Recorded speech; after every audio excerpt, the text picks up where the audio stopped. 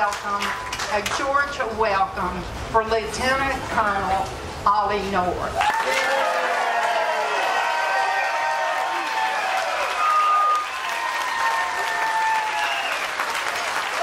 Thank you. Thank you, Cagle. Thank all of you. Thank you.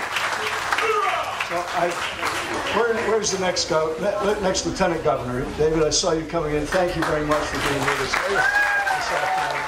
Thank all of you for being here too, because I want you to know, when I was asked by one of the reporters, I hate to say this, but I was actually part of the media for 17 years. And I asked you, please don't hold that against me. Because my only beat was soldiers, sailors, airmen, guardsmen, Marines, and law enforcement. And I'm grateful to be here with you today, Casey, because when they asked me, why are you here in Georgia? I said, because Casey Cagle, the next governor, invited me to be here. That's why. And furthermore, the president of the NRA ordered me to be here, and I follow orders because I'm a good Marine.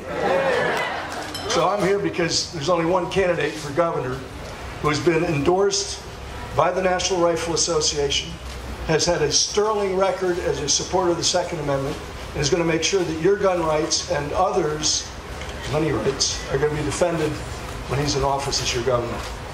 He's the one candidate in this race who's going to work day and night at the State House defending the values that you and I cherish. There's only one candidate who's been endorsed. There's only one candidate for the governor's office who actually meets the standard of what we need, and that's Casey Cagle. He never backs down in supporting gun owners, the right to manufacture firearms, the right to sell firearms, the right to buy firearms. And I want to just share something with you that's much on my heart. I know there's a lot of issues around the Second Amendment. I've certainly learned that over the course of the last several months as I've traveled the length and breadth of America, talking with other gubernatorial candidates and people who are going to run for office, legislators at the federal and state and local level, and people who are going to make a difference. Now, let me give you an example. When my kids turned 14, that was the date that was decided upon by my best friend, the mother of those 4 kids, and now our 17 grandkids. Right? When they turn 14, I get to give them a present. It's the only present I get to give them. Everything else comes from Betsy and me. I get to give them one present, and it's a box. And then on the label on the box it says, there are 3 things in this box you have got to learn how to use. And if you do learn to use all 3 things, you'll never go hungry, you'll never be lost, and you need fear nothing, but you have to learn to use all 3. The kid opens the box, and inside he sees a Holy Bible. He sees a map and a compass, a Lensatic compass. And he sees a 20-gauge shotgun. So what do you suppose? First thing he wants to learn is how to use that shotgun. And this is not just the guys, it's the girls. It's 10 boys and 7 girls. I said, no, the first thing you're going to learn to use is that book. It just happens, if you believe in coincidence, that there are 31 days in half the months of the year. And it just happened to be 31 Proverbs in that book. So today being the 14th, you start today, it'll only take you 5 minutes. Read Proverbs 14, then go to 15. When you get back to 13, you come see me and give me a book report. And I'll decide whether you pass or fail. Read especially the last verses, the last 20 verses about the Proverbs 31 wife, because that's the kind of grandmother you have. She's a Proverbs 31 wife to me. And then I'll teach you how to use that map and compass. And there's a little orienteering course that we've set up just like in the Marines. I let the kids call me by my first name, Colonel. And they get a chance to go out and learn how to navigate. And then I'll take them and show them how to take the shotgun apart, how to put it back together again, how to clean it, and then I'll take them out and show them how to shoot it. Now you notice the age that I was doing this? Anybody remember what I said? 14. There are people legislating in America today, it's already happened in 2 states, that you cannot have a firearm, you cannot buy a firearm, you cannot give a firearm to a person under the age of 21. So I stand here before you telling you, I live in Virginia. If that happens in Virginia, you know where I'm moving? I'm moving right here.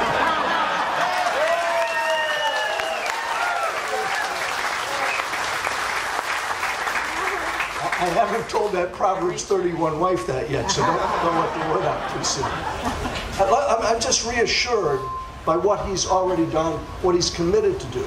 He's already done things to bring firearms manufacturers here because it's better than doing it in Connecticut, right?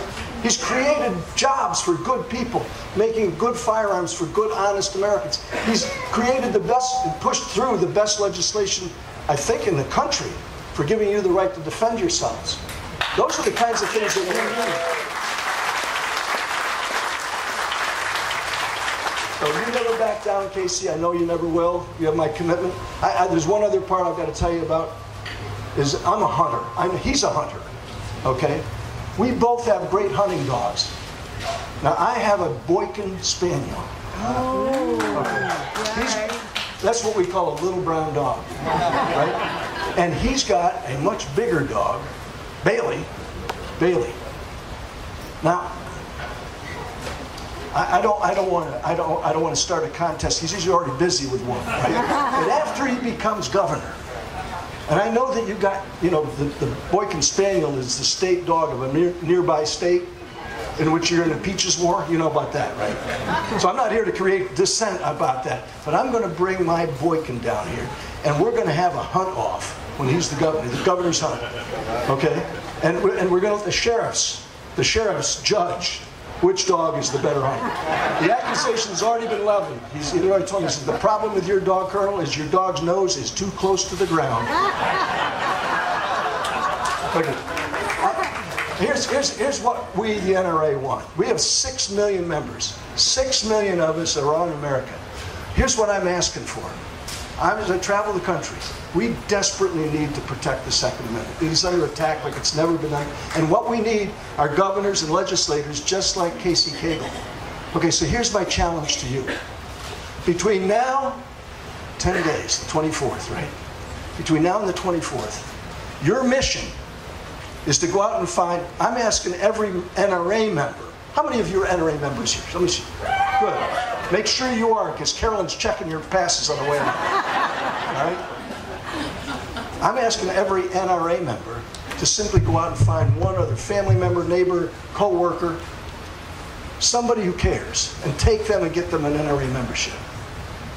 Here's what I'm asking of you right here.